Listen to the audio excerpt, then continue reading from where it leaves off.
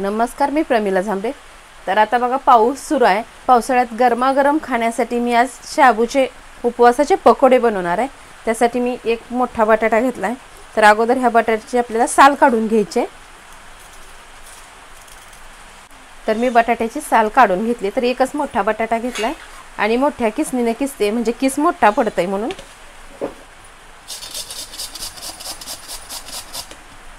तर मी बटाटा किसून धुणार आहे। तर बघा मी बटाटा एक किसून घेतलेला आहे।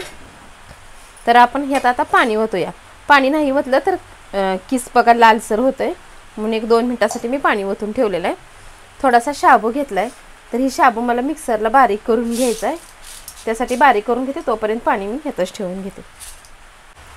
तर शाबूची पावडर मी बारीक अशी करून घेतलेली आहे। तर आपण आता हे पाण्यातलं बटाटे बाहेर काढूया। तर ह्यातलं पाणी आपल्याला पूर्ण पिळून घ्यायचं आहे, पाणी ठेवायचं नाही अजिबात ह्यात। तर मी ह्या कुकरच्या डब्यामध्ये ही बटाट्याचा किस काढून घेतलेला आहे। तर मी ह्याच्यामध्ये बटाट्याचा किस काढून घेतलेला आहे। हिरव्या मिरच्या बारीक करून 4 हिरव्या मिरच्या बारीक करून घेतलेल्या आहेत। त्या आपल्याला चवीनुसार ह्यात मीठ टाकून घ्यायचं आहे।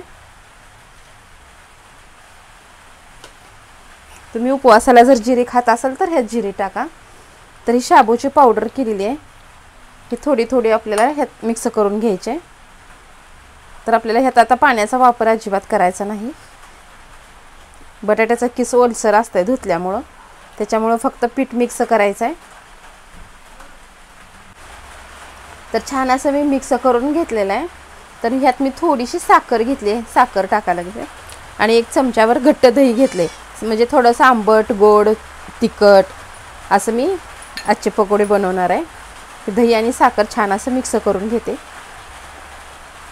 आणि हाताने छान मिक्स होते, म्हणून मी हातानेच मिक्स करून घेते।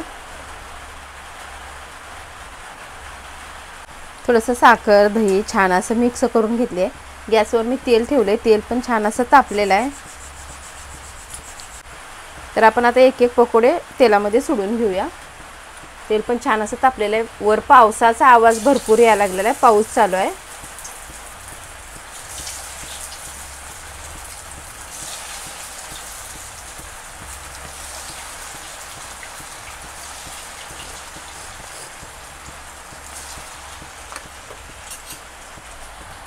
तर आपल्याला छान असे पकोडे तळून घ्यायचे आहेत आता।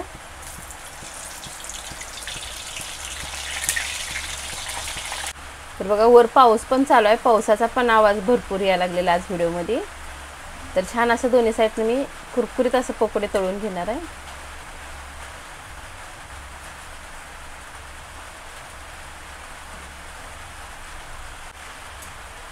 छान असं तळून झालेलं आहे। एका प्लेटमध्ये मी ह्याला काढून घेते।